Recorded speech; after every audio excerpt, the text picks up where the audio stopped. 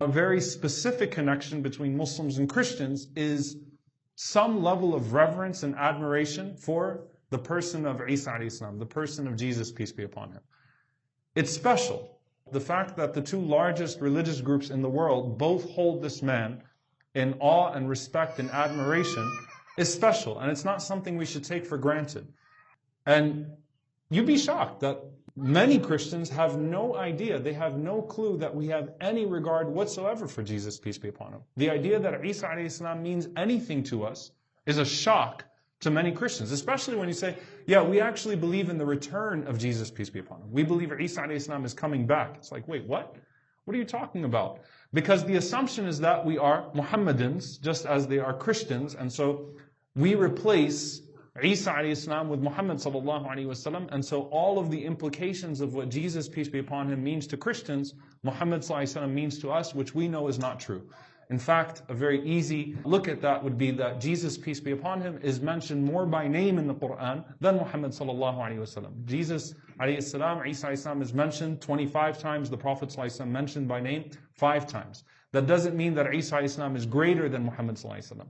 That means that there is a heavy emphasis on the person of Isa alayhi salam, the story of Isa alayhi salam, the mission of Isa alayhi salam, the message of Isa alayhi salam. And Allah talks about Jesus, peace be upon him, in a very holistic way in the Quran. It's not just that he's not the begotten Son of God. There's so much more to the story of Isa alayhi salam in the Quran. And so as a starting point, when we reach out to our Christian neighbors, we have to start with the person of Christ. That look, we have something in common here. Now let's talk about what we have in common, then let's talk about where our paths now differ and what the implications of that are. That's the way that Allah taught us to reach out to different people, to reach out to different communities.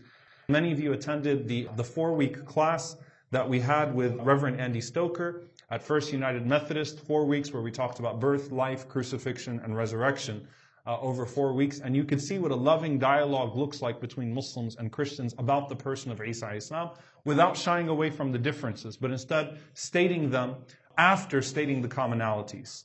Then you establish that, look, Jesus, peace be upon him, to us is not just to win an argument. We don't just try to fit him into some broader picture. He is a central figure in our deen. His birth, his life, and his return are central parts of the Quran and the Sunnah of the Prophet, peace be upon him, and they mean something to us. I'll point you to the final moment of that class, that 4-week class that we had at First United Methodist. When I mentioned that in our tradition, according to a narration at Tirmidhi and others, that Jesus, peace be upon him, after he returns and after he dies, will be buried next to Muhammad sallallahu alaihi wasallam and Abu Bakr and Umar in Medina. And I said to the Christians in the church, I said, listen, I want you to just separate for a moment everything we believe about Jesus and everything you believe about Jesus, and just think about what reverence this community must have for that man, that they would save a spot in the most special place to us as Muslims for this man when he comes back, that he would be buried next to Muhammad sallallahu alaihi wasallam. And the Prophet sallallahu alaihi wasallam, he said that the prophets are stepbrothers. They are stepbrothers in that they share a message, and in that sharing of that message, they are close to each other. And so the Prophet sallallahu alaihi wasallam says, I am the closest person to Isa alayhi salam.